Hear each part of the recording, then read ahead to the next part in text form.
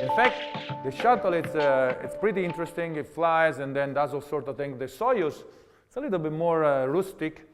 You're sitting inside here. Imagine the space of 3 seats, like this, and you're there for 48 hours because you're now chasing the space station, and you need to execute what is called a rendezvous and docking, very complex maneuver, because you're now going at 28,000 kilometers per hour. This guy needs to go 28,000 kilometers per hour plus 7 centimeters per second at the moment of docking. It has to be precise 7 centimeters per second, actually 7 plus or minus 3, because if you go too fast, you're going to break everything. If you're going too slow, this mechanism will not engage into the clamp, so you need to be at that speed. It's done automatically. There are sensors here, and it's a little bit clumsy and a little bit old for our taste, but it works most of the time. In fact, as a matter of fact, you are trained to do the manual docking, and you're sitting there checking, watching everything, and if there is a little bit of a problem, poof, disengage the autopilot, engage the manual control, and you can fly in. In fact, several times, some of my colleagues had to take manual control. For us, it worked perfectly, no problem, playing. We flew into station, and normally on station there are 6 astronauts, a combination of cosmonaut and astronauts. And the thing is that there are 3 up there. Actually, there are 6, 3 leave, and then 3 new come up. These 3 have been up already for 3 months. So these are the senior crew, and then 3 new are the junior crew. And this is good, because you want to have somebody there that knows what's going on, that knows where stuff is, and so can tell you, can teach you about all of this. So we got up, and Scott was the commander of the station, American, with 2 Russians, and we 3 got up, Katie, Dimitri smiling as usual, myself, so very happy that we got up there, and we started the 3 months of Expedition 26. 3 months later, the 3 left. Ron and the 2 Russians came up. Dimitri became the commander of the station, is very happy, and Katie and I, and we started Expedition number 27. So this was good. Now, this picture was taken the day after we arrived on the station, and I'm still working to fix up my what is called the crew quarters. It's a kind of telephone booth size of place that is your personal place. You can open the door here, get inside, and you're inside this little telephone booth. You can put your sleeping bag.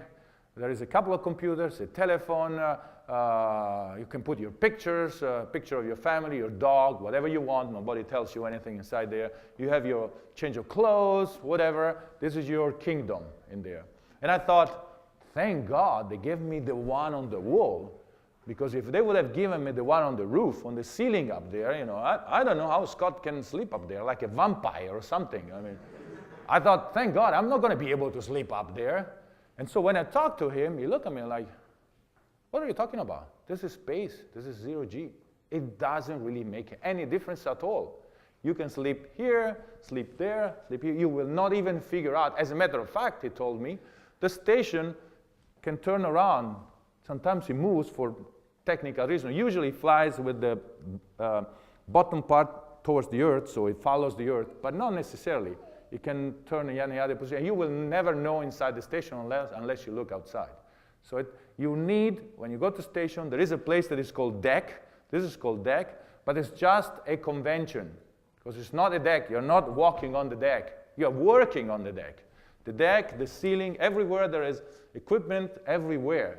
And it takes quite sometimes, like 4, 5, 6 weeks before you really get rid of this wanted to do things in the same way you have been doing it on Earth for all your life. And until you learn that, you're not efficient in microgravity. And this is a very good, long, strong, nice process. I mean, I felt every time I discover something Something simple, how to drink, how to wash, how to do stuff. I mean, it was really, really, really good, as I was so frustrated because the first days, the first week, you constantly lose stuff on station, constantly.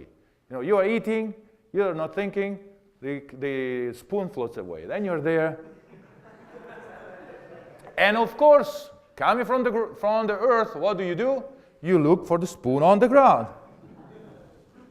And it's not there, and it's gone. Now you're looking like this. You're looking, what the? Or you finally find the spoon, and the can is gone. Now you're looking for the can. Where's the can? You know, there was one day, that was funny, because I had a small camera about this size in my pocket here, and one day, gone. Floated off my pocket, which is another thing. The pocket, everything will float off. So, floated off my pocket. So I'm looking everywhere. I cannot find it. So I asked, after a couple of days of looking, I asked the other guys and said, please, can you help me in finding this camera? Because, you know. So they looked. We looked. I swear we must have looked like everywhere for like a week. And no way we could not find it. So about 10 days later, I was about to call Houston and confess I lost the camera. Because, you know, it can get pretty weird, so you need to tell Houston what's going on. And when was I just about to say it, I get Katie coming floating with the camera. Hey, I found the camera, look, found the camera. Okay, where was it? She says, I don't know. I was in the lab and I heard, ding, turn around, there's the camera. So the camera showed up when it wanted to show up. This is what happens in space. You know, many times, you spend 15 minutes collecting stuff to do an experiment, and you're just about ready to do the experiment, and suddenly you are missing a screwdriver. Or you're missing a piece of the experiment. It's gone, where is it? And this is really something that you need to learn, because it's something that doesn't happen here on Earth. You miss something, it must be here somewhere. So, Katie Coleman. This is a good picture, so I use this one all the time because it shows you a couple of things. First of all, don't let things go in space. She did it in purpose here to show. But, you know, it's just in space, you don't let things go. You use Velcro. So these are patches of Velcro. Everywhere, there is Velcro everywhere on the station. If you look carefully, there's Velcro everywhere because anything has little pieces of Velcro. So if you're working with something, you do this, you put it there. And then, of course, at the beginning, it's very interesting because you put it there, then you don't pay attention, you float like this, then you look, I just put it there, it's not there anymore. Where is it now? And in 3 dimensions, it's very confusing because here it's obvious if I do this, this is still the floor, but not in space. You know, if you turn around, it's like you turn the room with yourself. The floor is where your feet are, so you don't really understand that, and it's very disconcerting. So don't let things go. At the same time, look what happened to her hair. It's not that it's a special hairdo that she had in space. This is normal. You know, the hair tend to do like that. As less obvious, you have a problem with the fluids that are usually on the lower part of the body. They tend to go up. So the first hours you go in space, you feel really bloated. In fact, the face is swollen up. You get the sensor. We have pressure sensor here on the arm. They are like sending messages to the brain, alarm, overpressure, alarm. So you go to the bathroom and pee out, 2 liters of liquids that you don't need anymore. Well, you would need, but the body cannot take it. So the changes start changes the function of the body. The heart is sitting there thinking, that's so nice. I don't need to work really hard. Just pump once in a while, and the blood circulates, no problem. Yeah, but guess what? The heart is a muscle, and after a month of doing nothing, it shrinks, and then you come back to Earth, and you cannot. It doesn't pump anymore. So there is nevertheless, you throw out a couple of liter of liquids, you still have an overpressure inside your head. If you look carefully, in all the pictures, all the people have a kind of a reddish face. If you see pictures from space, you see that the astronaut looks like tanned. Well, you are not tanned. It's blood. You have a lot of blood in your face because you have an overpressure. That overpressure is inside the skull also. Your brain gets squeezed. the optical nerve gets squeezed, the eye gets squished, and it changes the size, the shape. The retina moves, and as a result, you cannot see well anymore. In fact, for me, to be able to read in space, I need to have glasses, otherwise I cannot see anything. I can see, but I cannot read. So glasses all the time, and most of the people that you see in space have glasses, unless they're taking pictures, show pictures like this one. There is another very interesting thing that happened, is that the body has a mechanism, we still don't know exactly what it is, but it's a mechanism that feels there is no more gravity, so we don't need the skeleton anymore. Because the skeleton is something that we have to counteract the pull of gravity. In space, there is no gravity. The body says, very good, no more gravity, let's dismantle the skeleton. And you start with a process of dissolving the skeleton at a speed that is 10 times faster than a typical osteoporotic person on the ground. So, funny enough, make some calculations. I've lost, in 6 months in space, I lost what I would have normally lost in 10 years. So I like to say today that my skeleton is 10 years older than I am, which is interesting, but it's also interesting for the medical doctors, because now you are a perfectly normal person. You go in space and you exhibit all the problems of an osteoporotic person. Actually, you are even worse because you lose calcium really fast. So they use as a guinea pig. I did 4 different types of diet, 1 week of high salt diet, 1 week of high potassium, 1 week of high animal protein, 1 week of low animal protein, just to see, and then they measure, at the end they measure how much calcium is this guy is losing, because if I lose it 10 times faster, then it's easier to see if just changing the diet has an impact on this process. Katie, for example, did not do any of these diets, but she took a chemical compound that is thought to interfere with this process of losing calcium. So they tested in this way. In fact, if you look carefully, she has a lot of medical device on her. She has plenty of sensors, because periodically what the scientists do, they instrument us, like machines, like robots, and then they check all these parameters just to try to measure what's going on with the body, temperature, pressure, I mean, all sorts of parameters like this.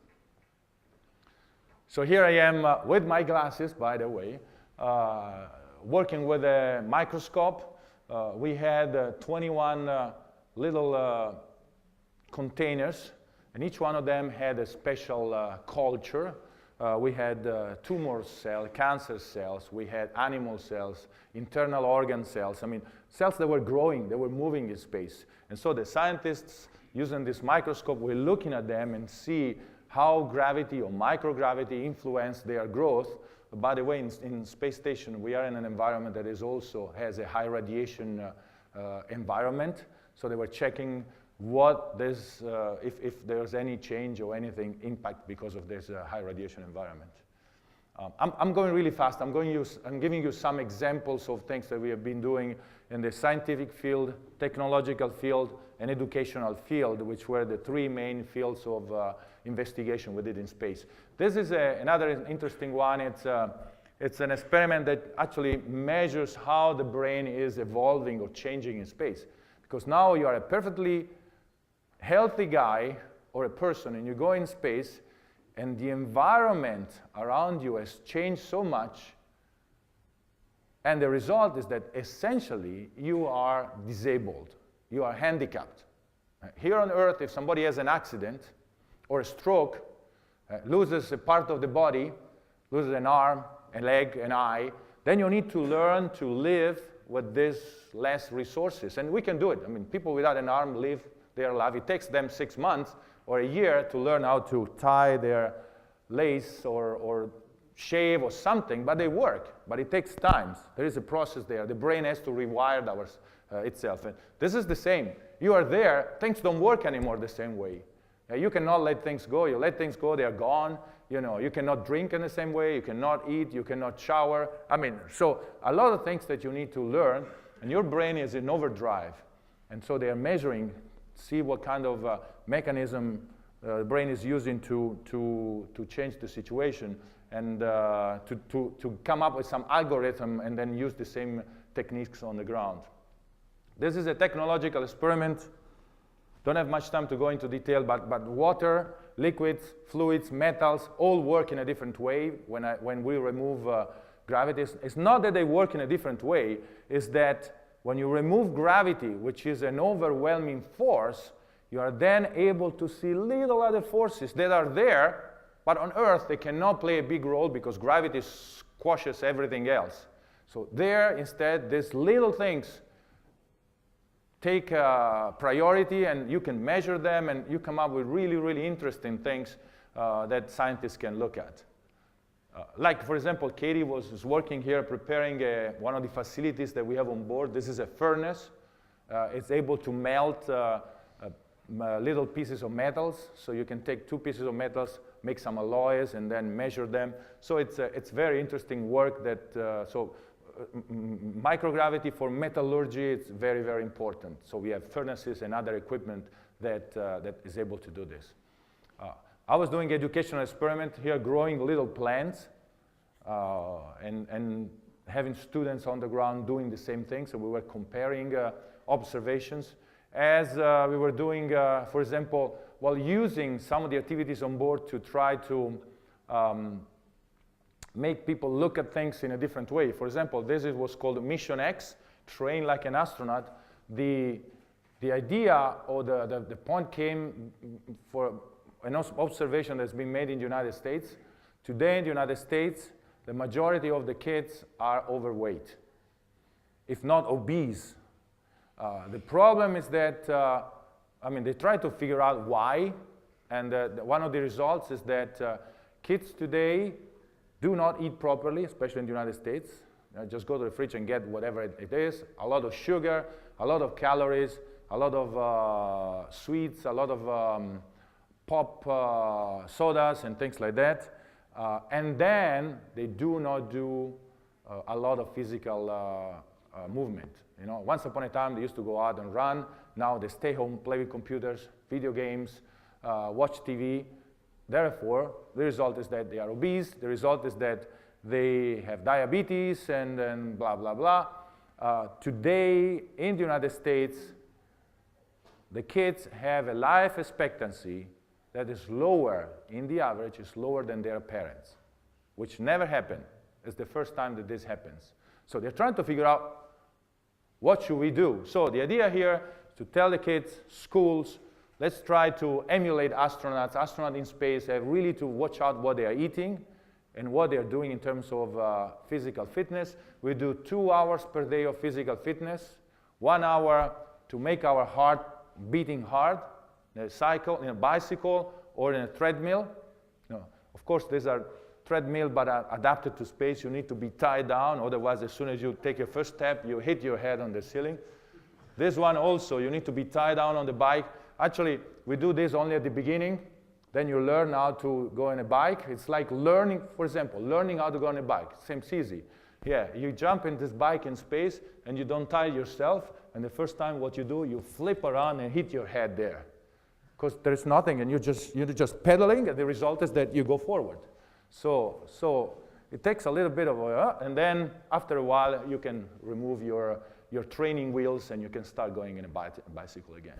So we do an hour of cardiovascular thing and an hour of weight training in space. Now it's a weightless environment, and we do weight training. That's an interesting thing. So it has to have this pretty complicated piece of equipment that allows you actually to do weight training. You do a lot of exercise, like this one, for example. You actually put stress on your spine. You know, the spine in space, distend, elongates. I grew about 8 centimeters in space, but then all the discs are kind of stretched out. You know, the muscles are pulled, the tendons are different. Some people suffer outrageous back pain, for example. I was lucky not in none of this, but some have really strong back pain.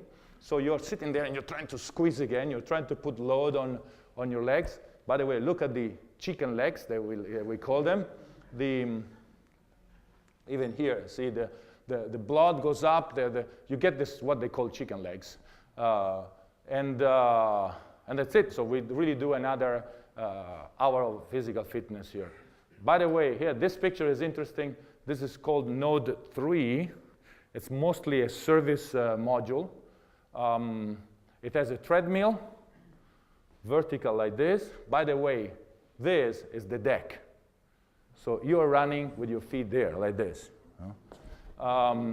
This is the toilet. So see the outhouse is the toilet. So you go to the toilet like this. Toilet is sitting here. That is that piece of equipment where I was exercising, like that.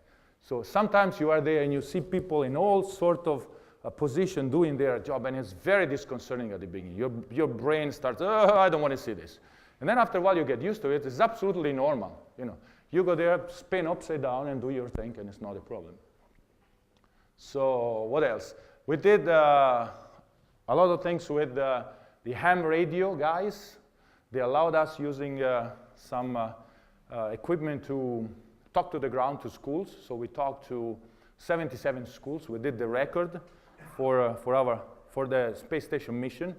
But look at the puffy face. You see the eyes kind of puffy and everything. And then, we used the cupola. The cupola is this module built in Europe, by the way, in Italy, but built in Europe, European Space Agency. Well, it was built in Italy, but it's not Italian. As the Node 3, for example, also that one was built in Italy, but it's European Space Agency. And though you're sitting there, the Earth is down here passing at 7 kilometers per second. That module was not built for the purpose of letting us enjoy the view, even though we do. It was built because it contains inside a station with joysticks that allow you to maneuver the remote manipulator arm, the robotics arm. But this arm is a Canadian contribution to the station. It's 25 meters long, very interesting. It has a kind of a hand here. Then it has a joint like a wrist. There's an elbow. But then on the other side, instead of a shoulder, has another joint as a wrist and another hand. So if this is only 20 meters long, station is 100 meters. If I want to go down there working, I'll take this, connect there, detach that, and that becomes my hand now. So I can walk, then click another time, and then I can walk, click, and then when I am where I need to work, I keep maneuvering there. Very interesting technology. So in this case, we were grappling a Japanese spacecraft, a supply ship. This is not a little thing. This is a double-decker, 12 meters long, 5 meters wide, 20 tons. So we grapple it, but you need to be careful because if you make a mistake and you hit it, this is going to roll off and go towards the ocean. Then, it's not good because if you don't have your food for the next couple of months, there's a problem. But we got it, and then we took it inside. We attached it to the station, and then we could go inside and get all the stuff. They had some other exposed facility things in there. Very nice supply ship.